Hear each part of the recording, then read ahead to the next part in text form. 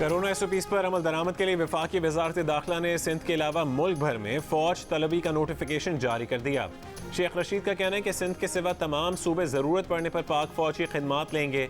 Notification वज़ीर आज़म की ज़ेर सदारत होने वाले NCOC इजलास के फैसले की रोशनी में जारी किया गया।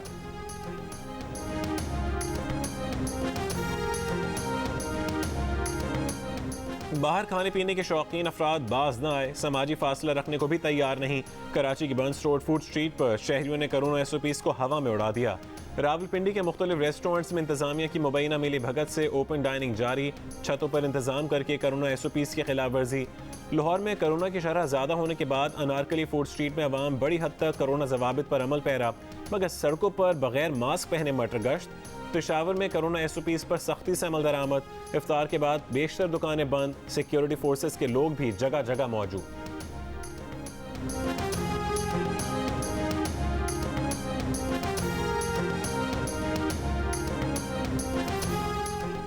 कोरोना वैक्सीन की 45,60,000 खुराकें अब तक पाकिस्तान पहुंच चुकी।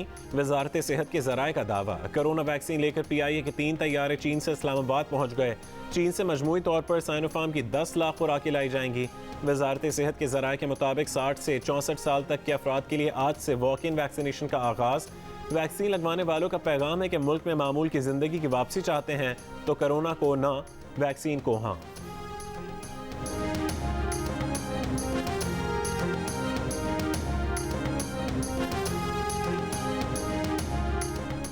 वफाकी वज़ीर इत्तलात फवाद चौधरी ने कहा है कि पाकिस्तान में कोरोना की सूरत हाल तशवीशनाक है, मगर अभी अफरा तफरी नहीं है। पाकिस्तान में अब तक 17 लाख अफराद की वैक्सीनेशन हो चुकी है। हुकूमत का कलील मुद्दती हदफ 2 करोड़ 60 लाख अफराद की वैक्सीनेशन करना है। तवील मुद्दत में 10 करोड़ अफराद की वैक्सीनेशन करना चाहते हैं। वैक्सीनेशन की महज खरीदारी नहीं, उसका इंफ्रास्ट्रक्चर भी ज़रूरी है। अमेरिका ने कोरोना वैक्सीन की बरामद पर पाबंदी लगा रखी है। भारत ने कोरोना के केसेस बढ़ने की वजह से वैक्सीन की बरामद रोक दी है। चीन और रूस से इस वक्त कोरोना वैक्सीन दस्तयाब है। कॉरपोरेट पाकिस्तान ग्रुप के online seminar Pakistan at the cross road से खिताब।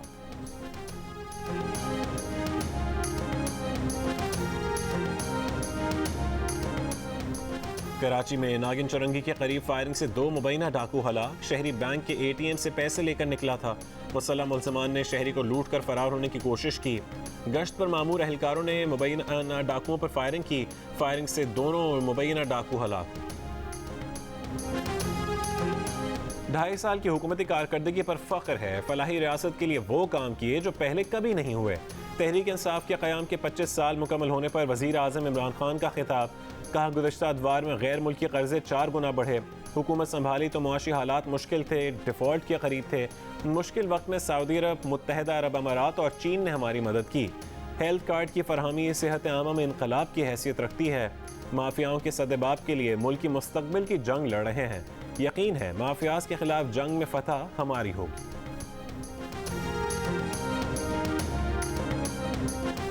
महंगाई बुलंद तरीन सतह को छू रही है, क्या अब हम थोड़ा सा घबरा लें? बिलावल भुट्टो का वजीर आजम से सवाल। कहा, लंगर खाने खोलने से गुर्बत खत्म नहीं होगी। इमरान खान ने करप्शन के खिलाफ मुहिम का झांसा देकर अवाम को चीनी के लिए कतार में खड़ा कर दिया।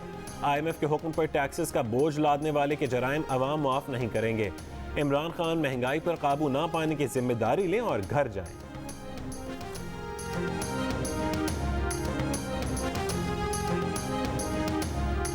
नून लीग की तर्जुमान मरीम औरंगजेब का वजीर आजम इमरान खान को जवाब।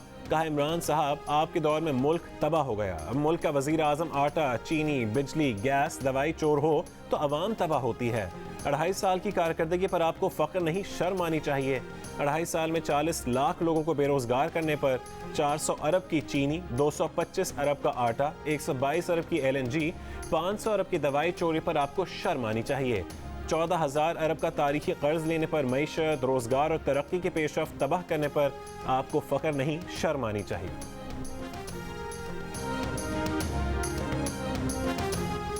वज़ीर ख़ारजा शाह महमूद कुरैशी ने कहा है कि मकबूजा कश्मीर में आर्टिकल 370 को पाकिस्तान ने कभी अहमियत नहीं दी। जियो न्यूज़ के प्रोग्राम नया पाकिस्तान में गुफ्तगू करते हुए कहा कि भारत के साथ मुज़ाकरात के लिए कोई बाकायदा बैकडोर चैनल नहीं है। इंटेलिजेंस लेवल पर गुफ्तगू है और वो हमेशा रहती है। कोरोना की सूरत हाल बिगड़ी तो वफाक लॉकडाउन का ऐलान करे ना करे, हम सिंध में लॉकडाउन कर देंगे। सूबाई वज़ीर इत्तलात नासिर हुसैन शाह का ऐलान। कहा, सिंध के दानिशमंदाना फैसलों से सूरत हाल इतनी ख़राब नहीं जितनी दीगर सूबों में है। वफाकी हुकूमत सिंध हुकूमत की तजावीज़ पर अमल करती तो सूरत हाल मज़ीद बेहतर होती। सिंध हुकूमत ने अपने बजट का बड़ा हिस्सा कोरोना की रोकथाम और इलाज के लिए खर्च किया है। सिंध हुकूमत ने कोरोना वैक्सीन की खरीदारी के लिए 1.5 अरब रुपए मुख्तस किए हैं। सिंध हुकूमत पहले मरहले में कोरोना वैक्सीन के 1 करोड़ डोज खरीदेगी।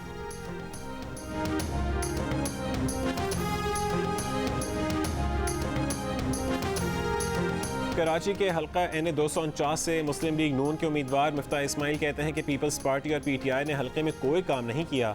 तहरीक इंसाफ के उम्मीदवार अमजद आफरीदी कहते हैं कि हल्के में गुज़श्ता इंतखाबात में शहबाज शरीफ को शिकस्त हुई, वो कभी वापस नहीं आए। ज़िमनी इंतखाब 29 अप्रैल को होंगे।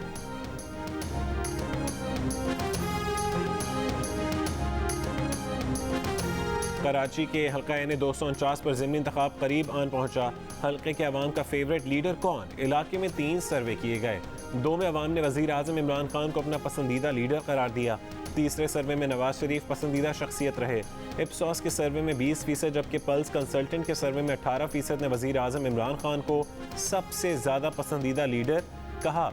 गैलप पाकिस्तान के सर्वे में नवाज शरीफ 20% के साथ पसंदीदगी में पहले नंबर पर रहे और इमरान खान 19% के साथ दूसरे नंबर पर आए।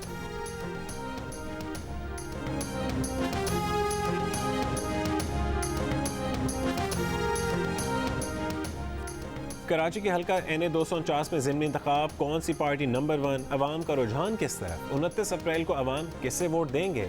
3 मुख्तलिफ सर्वेज में से 2 में तहरीक इंसाफ को बरतरी हासिल। पल्स कंसल्टेंट के सर्वे में 19% अवाम की पहली पसंद तहरीक इंसाफ रही। 17% शहरियों ने पाक सरजमीन और 14% शहरियों ने नून लीग को वोट देने का कहा। इप्सोस पाकिस्तान के सर्वे में 15% ने PTI को वोट देने का कहा। 14% अवामी हिमायत के साथ तहरीक इंसाफ दूसरे नंबर पर। गैलप पाकिस्तान के सर्वे में 19% वोटर्स ने नून लीग को पहली पसंद और 16% ने तहरीक इंसाफ को दूसरी पसंद करार दिया।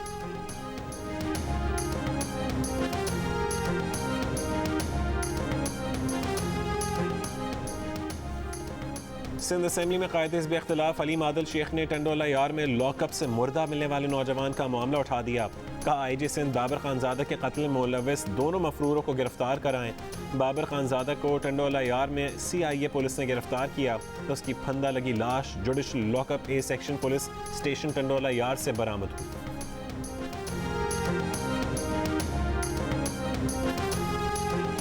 लाहौर में सस्ती चीनी के लिए शहरियों की कतार से जान न छुटी। अदालत आलिया के हुक्म के बावजूद ज़िला इंतज़ामिया लाइनें ख़त्म कराने में नाकाम।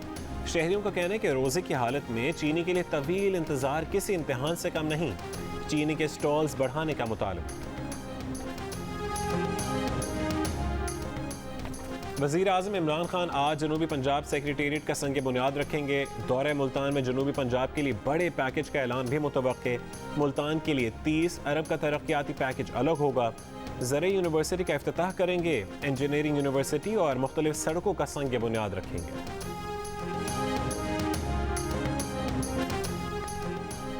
कौमी असम्बली में कायदे हिज़्ब इख्तिलाफ शहबाज शरीफ अंदरून शहर लाहौर पहुँच गए। साथ हमजा शहबाज भी थे। पार्टी के देरीना कारकुन कबीर ताज के घर आमद।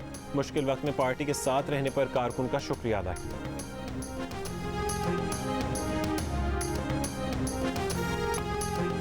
पाकिस्तान ने सीरीज के फैसला कुन मैच में जिम्बाब्वे को 24 रन से हराकर सीरीज 2-1 से अपने नाम कर ली।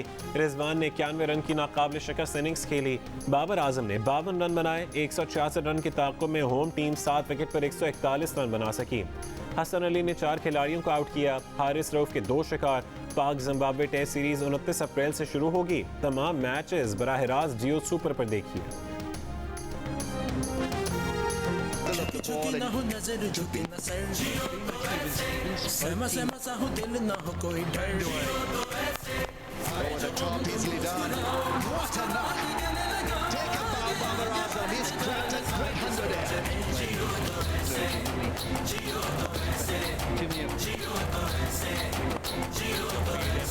Played in the gap here. And with this, Babar has got 2,000 runs in the T20 internationals.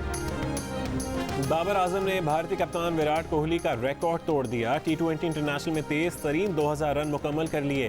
Babar Azam ने यह संग मील करियर के 52वें मैच में बूर किया। कोहली ने 56 मैच खेलकर 2000 रन बनाए थे। बाबर आजम T20 इंटरनेशनल में 2000 रन बनाने वाले तीसरे पाकिस्तानी क्रिकेटर हैं। मोहम्मद हफीज और शोएब मलिक भी 2000 T20 इंटरनेशनल रन बना चुके हैं।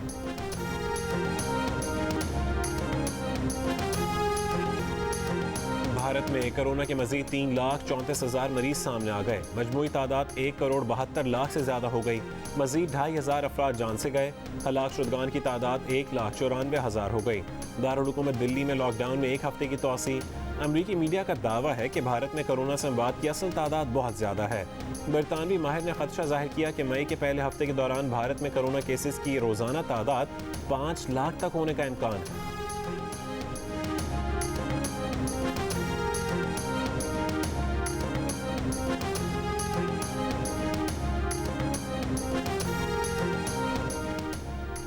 टाइम्स नाउ चैनल जो बेज़बान अवाम की आवाज़ बनता था, आज बीजेपी की प्रोपेगेंडा मशीन बनकर रह गया।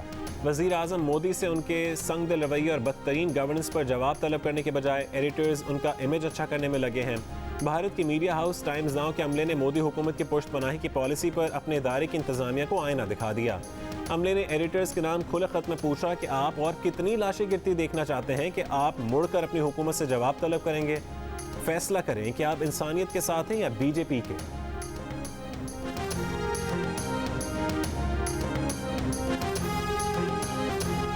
कराची में नीम, बरगद और पीपल के सायेदार दरख्त काट दिए गए। कब्रिस्तान हरा भरा हो गया, ऑक्सीजन सिलेंडर बन गया। सखी हसन में अब्दी नींद सोने वालों पर घना साया और ठंडी हवाएं। शहर में फ़ज़ाई आलूदगी, गाड़ियों के जहरीले धुएं से घुटन में इजाफा। परिंदे भी कराची से हिजरत कर गए।